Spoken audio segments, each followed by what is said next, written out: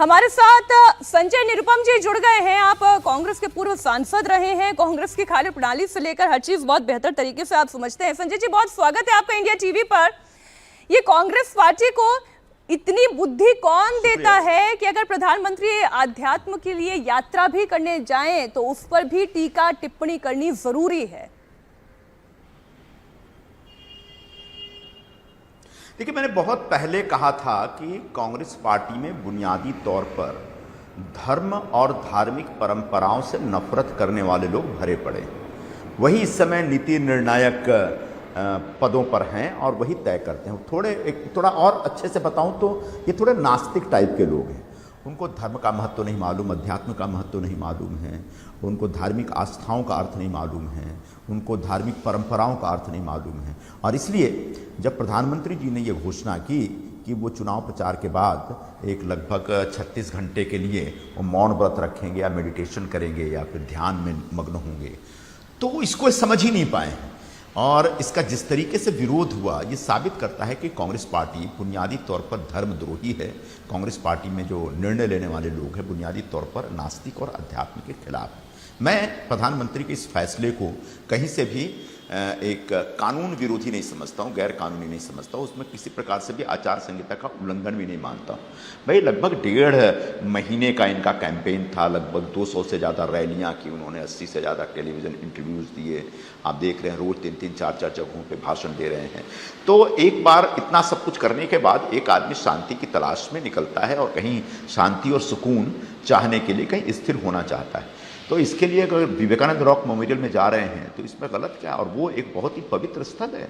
वही जगह है जब पूरे हिंदुस्तान में स्वामी विवेकानंद भ्रमण करने के बाद जा कर के एक बहुत लंबा वहाँ पर मौन धारण किया था और पर वहाँ पर मेडिटेशन किया था।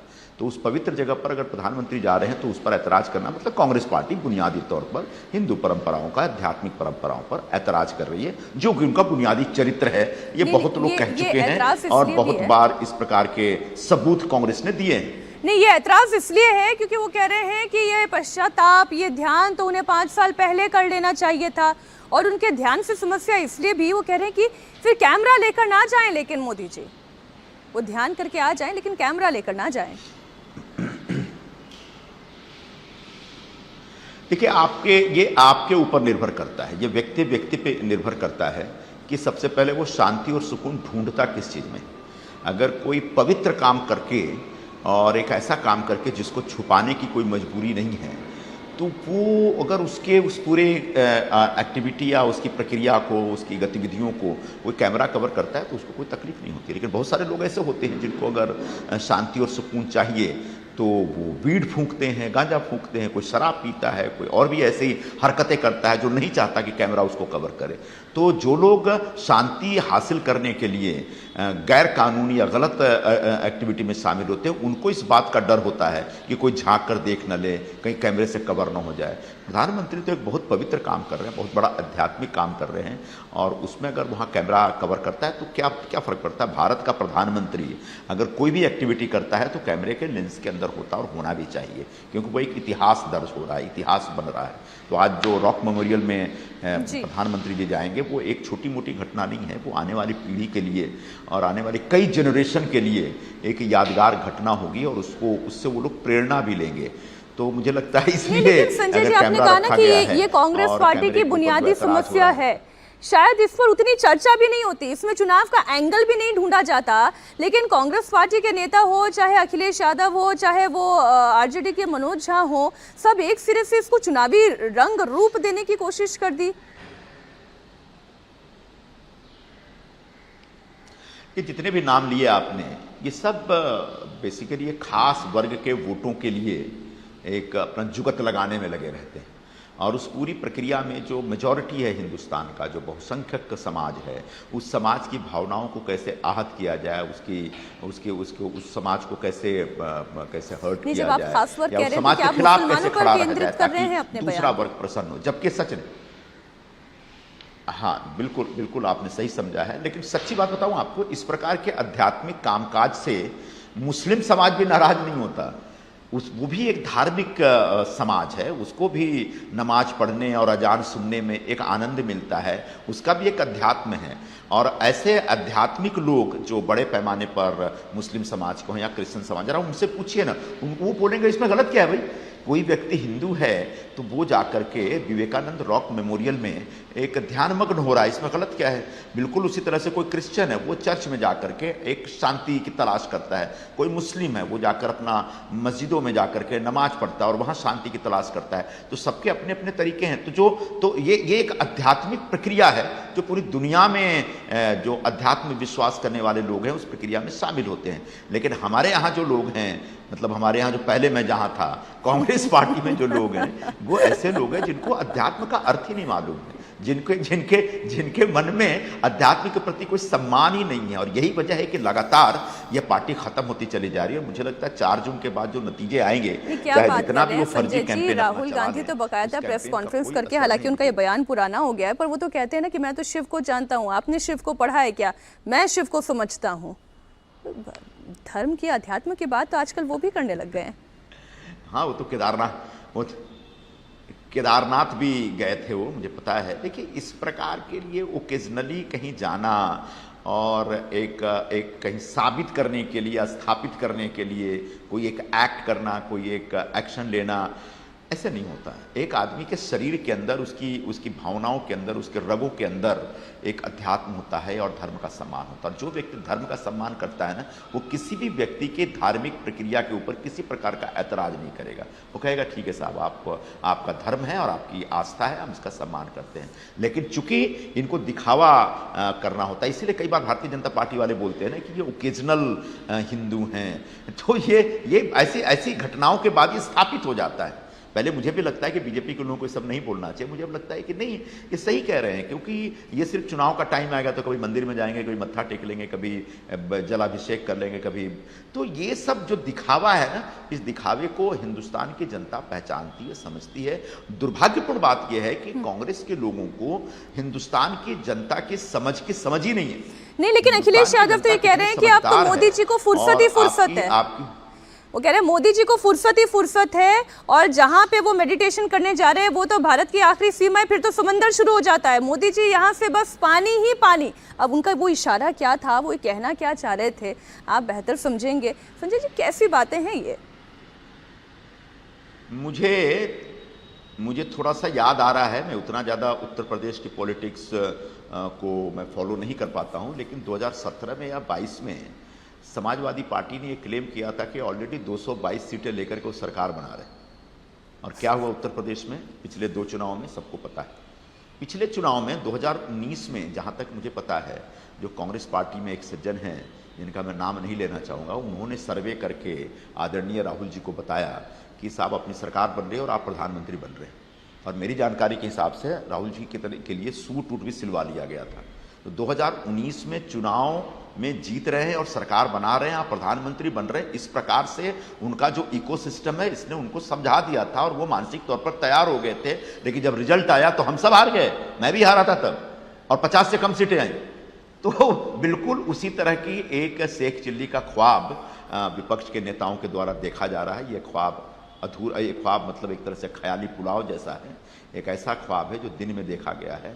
मुझे नहीं लगता कि इंडिया अलायंस के लोगों को जीत मिलने वाली है या वो सरकार बनाने वाली है। अच्छा, मोदी साधना करें, नहीं, मैं अपनी गट फीलिंग के आधार पर कह रहा हूँ। जी, मैं ये कह रही हूँ कि अब मोदी साधना करें या ना करें, वो विवेकानंद रॉक में जाकर करें या वो दिल्ली में ही बैठ के अपने प्रधानमंत्री आवास में कर ले, इससे विपक्ष इतना विचलित क्यों हो जाता है? जैसे ही साधना की बात आती है, ध्यान की बात आती है, मंदिर की बात आती है, इतना विपक्ष के अंदर ये विचलन किस बात की है?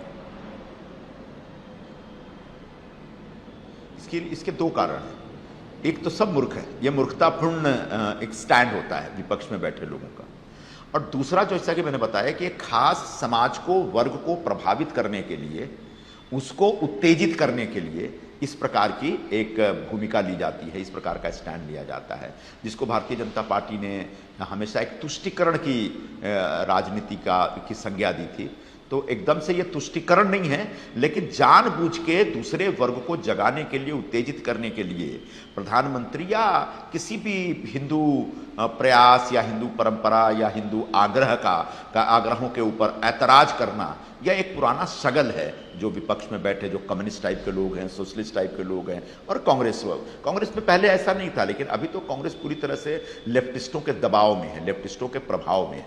जितने मेन नेता हैं सब या तो नास्तिक हैं या लेफ्टिस्ट हैं या सोशलिस्ट हैं। उनको इस देश के मुख्य धारा की जो राजनीति है, मुख्य धारा का जो विचार है, मुख्य धारा की जो सोच है, इस सोच का अब एहसास नहीं रहा। इस सोच से बिल्कुल वो डिस्कनेक्ट हो गए, इसलिए वो ऐसी बातें करते हैं जिससे यहाँ का सर्वसामान्य वर्ग जो है, जो बहुसंख्यक वर्ग है, वो इनसे कनेक्ट ही नहीं कर पाता। इसलिए पिछले 10 वर्षों से ये संघर्ष कर रहे हैं और अगर यही हरकत रही तो आने वाले दिनों में भी ये जो विपक्ष में बैठे लोग हैं या कांग्रेस में बैठे लोग हैं यूं ही संघर्ष करते रह जाएंगे। कपिल सिब्बल ये कह रहे हैं कि ये दरअसल ध्यान करने नहीं जा रहे हैं, वो प्रायश्चित करने जा रहे हैं।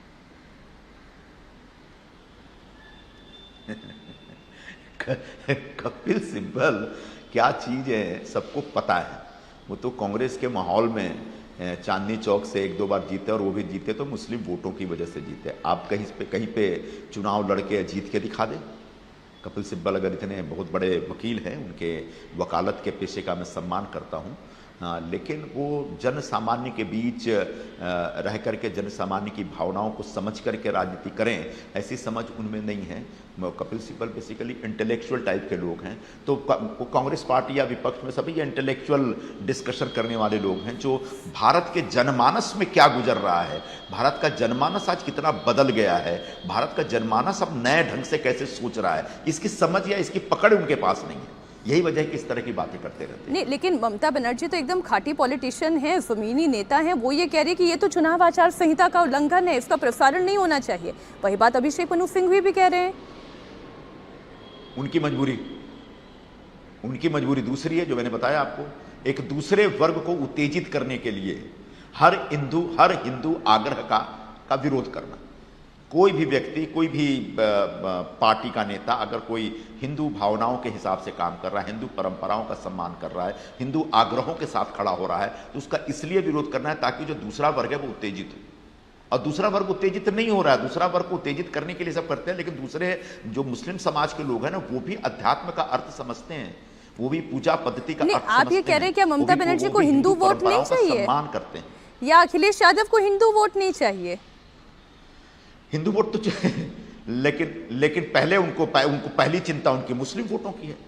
उनको मालूम है ना कि एन ब्लॉक उनको मुस्लिम वोट चाहिए, एक गट्ठा मुस्लिम वोट चाहिए। उसके लिए जानबूझ के इस प्रकार की बातें करना ताकि मुस्लिम समाज उत्तेजित हो जाए। इसलिए अब मुस्लिम समाज भी इतना कोई उत्तेजित नहीं होता, उसमें भी ठीक है। आज के जो नौजवान हैं जो थोड़ा सा जोश में रहते हैं, वो लोग होते होंगे, लेकिन सामान्य तौर पर मुस्लिम समाज भी अध्यात्म को समझता है, पूजा पद्धति को समझता है, ध्यान को समझता है, साधना को समझता है, और वो कभी भी इनके झांसे में, इनके बुलावे में, इनके बहकावे में नहीं आएगा। लेकिन ये जो विपक्ष में बैठे हुए लोग हैं, चाहे ममता दीदी हो या अखिलेश हो या फिर कांग्रेस वाले हों, ये सब बुनियादी तौर पर एक खास वर्ग को पटाने के लिए, उत्तेजित करने के लिए, अपने ताबे में लेने के लिए इस प्रकार की हरकतें करते हैं। और अगर प्रधानमंत्री साधना कर रहे हैं या फिर ध्यान कर रहे हैं या मेडिटेशन कर रहे हैं, तो उसका किसी तरह से विरोध करना कोई ना कोई आधार बना करके, मेरा मानना है कि उनका विरोध निराधार है और उस विरोध में कहीं से भी कानून का किसी प्रकार का उल्लंघन नहीं है। वो विरोध जो आचार संहिता की बात करें, आचार संहिता के दरमियान अगर पूरे चुनाव प्रचार के दरमियान तमाम लोग मंदिरों में जाते हैं, प्रचार खत्म होने के बाद भी हम जो उम्मीदवार हैं मंदिरों में जाते हैं, दर्शन करते हैं, प्रार्थना करते हैं कि भगवान हमको सही रिजल्ट दीजिएगा, आशीर्वाद दीजिए। जी। तो प्रधानमंत्री अगर अपनी शांति और सुकून की तलाश में वहां जा रहे हैं और अगर भगवान से कोई विशेष प्रार्थना कर रहे हैं, इस पर किसी को ऐतराज नहीं होना चाहिए। ये तो उनका अधिकार है, संवैधानिक अधिकार है।